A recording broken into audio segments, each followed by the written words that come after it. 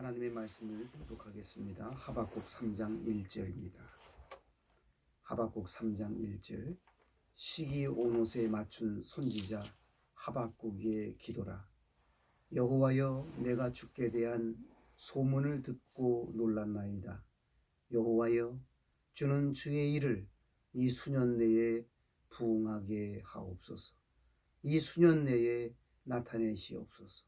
진노 중에라도 긍휼을 잊지 마옵소서. 하나님이 대만에서부터 오시며 거룩한 자가 바란산에서부터 오시는도다. 그의 영광이 하늘을 덮었고 그의 찬송이 세계에 가득하도다. 그의 광명이 햇살 같고 광선이 그 손에서 나오니 그의 권능이 그 속에 감추어졌도다. 17절. 비록 무화과 나무가 무성하지 못하며 포도나무에 열매가 없으며 감람나무에 소출이 없으며 밭에 먹을 것이 없으며 우리의 양이 없으며 외양간에 소가 없을지라도 나는 여호와로 말미암아 즐거워하며 나의 구원의 하나님으로 말미암아 기뻐하리로다. 주 여호와는 나의 힘이시라. 나의 발을 사슴과 같게 하사 나를 나의 높은 곳으로 다니게 하시리로다. 이 노래는 지휘하는 사람을 위하여 내 수금에 마친 것이니라. 아멘.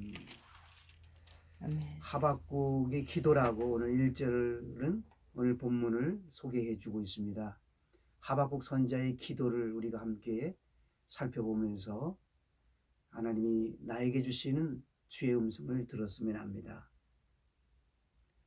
하박국의 기도는 첫째로 어떤 기도였는가? 2절에 보면 여호와여, 여호와여라는 단어가 두 번 나옵니다. 하나님 앞에 하박국은 하나님의 이름을 불렀습니다. 여호와여, 여호와여.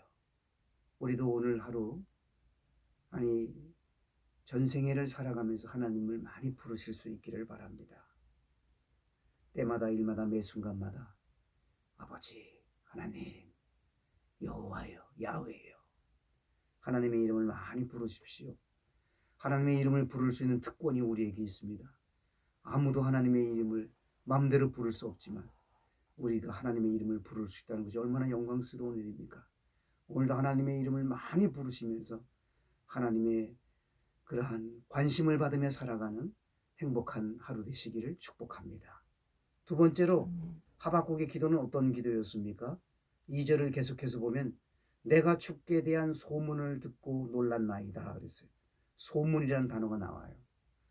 주님에 대한 소문이 멀리 퍼지게 해달라는 기도도 있고요. 이 소문이라는 단어는 다른 말로 명성이라는 단어입니다. 주의 명성을 듣고 내가 놀랐나이다. 하나님의 명성, 하나님의 거룩한 소문, 아름다운 소문, 멋진 소문이 이 땅에 가득하도록 우리가 때마다 일마다 매 순간마다 그분의 소문을 내야 할 것입니다. 그분의 소문을 드러내고 그분의 명성을 드러내어서 그분 하나님만이 영광을 받으시도록 해야 할 것입니다. 세 번째는 이 수년 주의 일을 이 수년 내에 부응하게 하옵소서. 부응을 사모했던 하박국이었습니다. 우리도 부응을 사모하십시다. 심령의 부응이 있어야만 합니다. 영적 부응이 있어야만 합니다. 하나님 앞에서 내가 새로워지고 온전해지고 회복되어지고 부응의 은총을 경험해야 할 것입니다. 참으로 그리하여서 부응의 놀라운 은총이 이 땅에 가득하도록 해야 합니다. 부응을 사모하십시다. 그리고 네 번째는 진노 중에라도 긍휼을 잊지 마옵소서 그랬어요.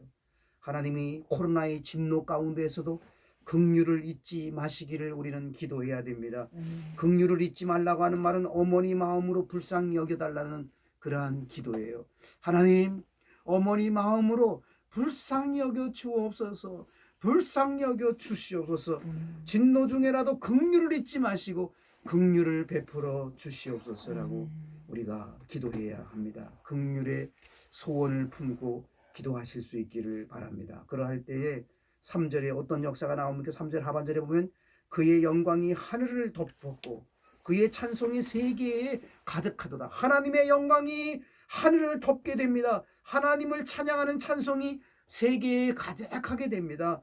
그렇습니다. 기도가 있을 때 영광의 하나님이 영광 받으십니다. 찬송이 세계에 가득하게 되는 것입니다. 그리고 4절은 놀랍도록 우리 주 예수 그리스도의 계시가 나와 있어요.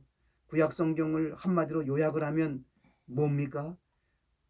예수 그리스도가 오신다인데요. 예수님에 대한 소개예요. 4절은요.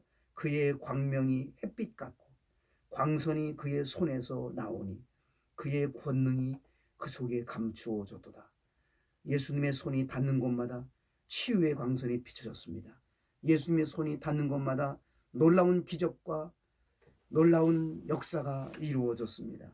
광명이 햇빛 같은 그 찬란한 광명이 광선이 그 손에서 나왔습니다. 그렇습니다. 주님의 손에서 광선이 나온다 그랬어요.